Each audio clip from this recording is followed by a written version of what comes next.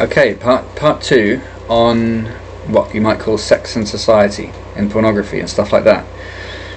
So, fornication. Okay, so the truth is, a woman will not have sex with a man unless she's attracted to him, right? And what attracts a woman to a man is his strength in some way. It doesn't necessarily have to be physical strength. It can be social strength. It could be its influence, its power. It's something that makes him seem like he's got confidence. I suppose confidence is probably the most attractive thing for a woman. And that can be demonstrated in numerous ways. But then how does a woman decide who she has sex with? Because for a woman, biologically, having sex has a very high potential for producing a burdensome responsibility, i.e. pregnancy, which is, I think, at heart what most women ultimately, physically, yearn for. They want to feel that connection, that wholeness, shall we say. I can't speak for every woman. I can't speak for women, I suppose, but it makes sense. Yes, there might be some women who don't feel that way. I am prepared to accept that. But I think that on the whole, mostly, women do consider, yes, I mean, sometimes the notion of wanton sexual abandon will be in a woman's mind, but not the same as it would be for a man. When a man is having sex with a woman, mostly it's not the same experience. It can't be the same experience for a man as for a woman, as it is for a woman. So we're talking about a situation whereby women pick men. That's the truth. Women pick men, which completely destroys any feminist notion of men being in this terrible position of being all-powerful and hurtful towards women. Women pick men. Every woman I've had sex with picked me. And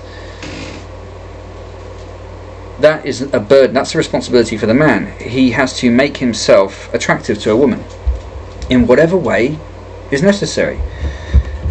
Now, pornography is, I don't know how to put this. Pornography is a funny one because it's not something that someone injects into themselves, but it is a similar kind of thing. It's dreadfully bad for the man because it destroys his self-confidence. If he has to have sex with his hand, he's failed. No matter what image is in front of him. When I was a kid, pornography was in the form of magazines and videos. Now it's only on computers or phones. Ugh. But it's no good. It's no good. And we have a problem because in our society we're torn between being sort of prudish about sex, which I think there is some value in. We should treat sex with respect, but also having animal instincts, which we all have. We all have, men and women. You know, women will have times, probably less frequently than men, where they will be like, they just want, you know, really raunchy sex, right? And men are like 90% that way, okay? So, the men and women are inverse, I suppose. Men can genuinely appreciate and desire gentle lovemaking, but it's not, I would say the proportions are probably reversed in men and women, okay? Generally speaking, alright? And that's a pretty strong generalization, but it's probably true. So, women have what men want, and they will make love to or with make love with a man based upon his attractiveness. Okay, fine. So men should try to be attractive. Unfortunately, what can happen nowadays is men, I think, can get lost on their way to being their best as men. Because there's this feminist agenda to try and undermine men's masculinity, which is really, really bad for everyone. Women lose out as well. And then you've got pornography, which is saying, oh, by the way, you don't have to produce the right manly, masculine, successful behaviour that's going to make you attractive, the confidence that's going to make a woman attracted to you enough to have sex with you. Here's a false version of that. And then a man will respond to it and then feel terrible about himself because of it. And that's why I started making these videos. Because it just occurred to me, all of the pornography in my life that I've viewed makes me feel ashamed of myself. Women debasing themselves, right? Pretending to be sex objects.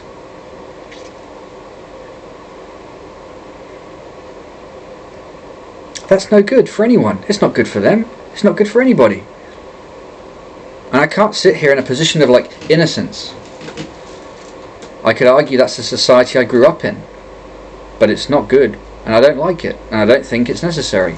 But the alternative, truthfully, the only alternative, the real and only rational alternative is fornication. Now, things like Tinder, again, are no good. Because that's not real. It's not legitimate. It's not authentic. And I also would say that alcohol is no good as well. Going down the pubs and clubs, getting rat-assed, excuse the expression, that's a English expression there. We have hundreds of expressions, especially in British English, for being drunk. Hundreds. You could write a book on them. Anyway, getting extremely drunk and then having regrettable sexual interactions with someone is not the way either. What I would suggest is that we take a step back and be rational. We should accept that sexual desire is going to exist and exists between men and women. We do have, what do you call it, pregnancy prophylaxis, condoms, right? I don't think that the pill is a good idea. However, and I'll tell you why, because I understand how the pill works, and it regulates a female body chemistry based upon two primary chemicals, right? One is estrogen, the other one's progesterone. One of them causes the release of an egg, the other one causes the lining of the uterus to either be engorged with blood and ready for a child or ready for a pregnancy, or to be shed. And the cycle, a woman's natural biological cycle, is sort of up and down, right? Taking the pill makes it sort of a regular kind of occurrence like that. And the thing is that a woman's most fertile and most sexually potent moments are with the great peaks and troughs that occur when she's in her natural biological state. I've seen it, I've lived it, I know it. Okay, not from the woman's perspective, but in relationships. I've seen the difference. I've noted it, I've observed it, analysed it, I know exactly that it's what it is, okay?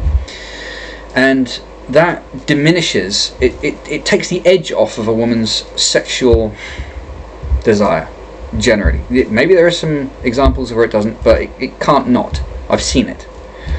So the peaks and troughs that you get are natural. That's nature. You know, a woman will be like crazy, right, ready to have sex, and then the next minute her body will be like, oh, I haven't conceived a child, and she will basically push the male away. That's what we call PMS or PMT or whatever, okay? Premenstrual tension or whatever.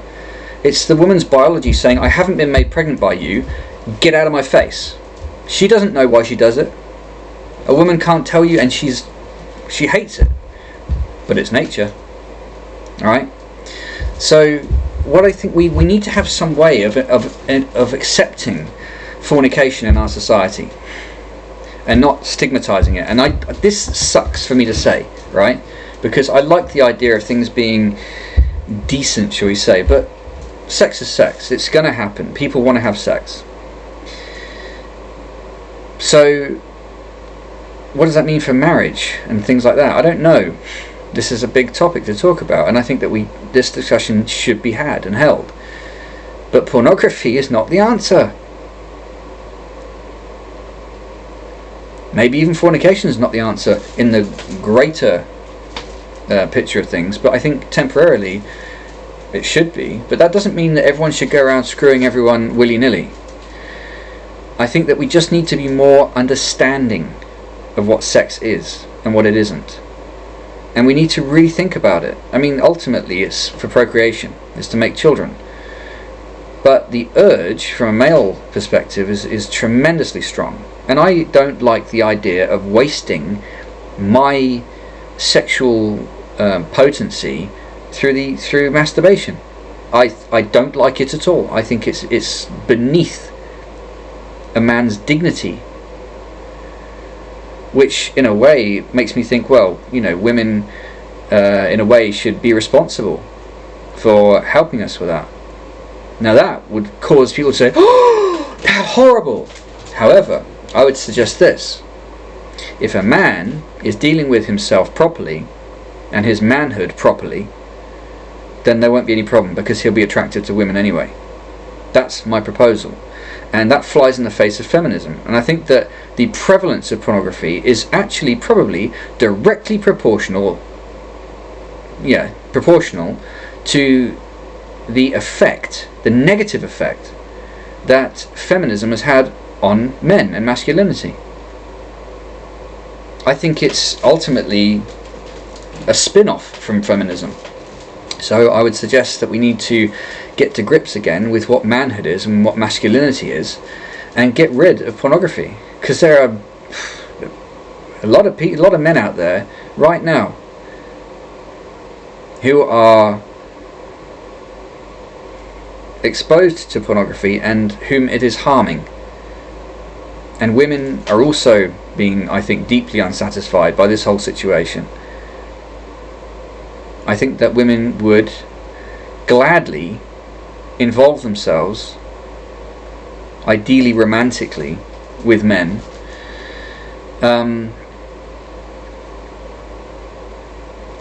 although perhaps physically as well, based upon men being attractive and confident in their manhoods. And I think that the society we've got at the moment, it flies in the face of that, and it's a disgrace. It's disgusting. I hate what I see around me in my society. I will try my hardest to produce that which I'm suggesting for others. I think that that there are elements of manhood and masculinity that some people find a little bit distasteful. But we have to be rational, we have to be realistic. I don't like liberalism. I don't like the idea of this fake world of nonsense and make-believe that flies in the face of reality. Reality is, look, let's be honest, right? Human beings kill. Alright? War exists. We pretend it doesn't, but it does. It's a masculine occupation. It's never going to go away, and the more you try and pretend it away, the greater the problem will be. You're better off accepting it, understanding it, and trying to ride it, master it, use it. Alright? Boys at school will fight. And what you do when you tell boys not to fight is you cause them to, you crush them as young boys. However, if you enable them and accept that they're going to fight, and you give them a forum in which to do so, and then afterwards you tell them to shake hands, it's done, it's out of their system. Now, I'm not the fightiest man in the world, but I had fights when I was a kid. And the boys who ended up becoming very, very close friends of mine were the ones I had fights with. Because we got to know each other. We had found each other's boundaries. And I think it's entirely healthy. So this is another example of how this feminist liberalism is a garbage joke that affects everyone badly. I'm going to make another video.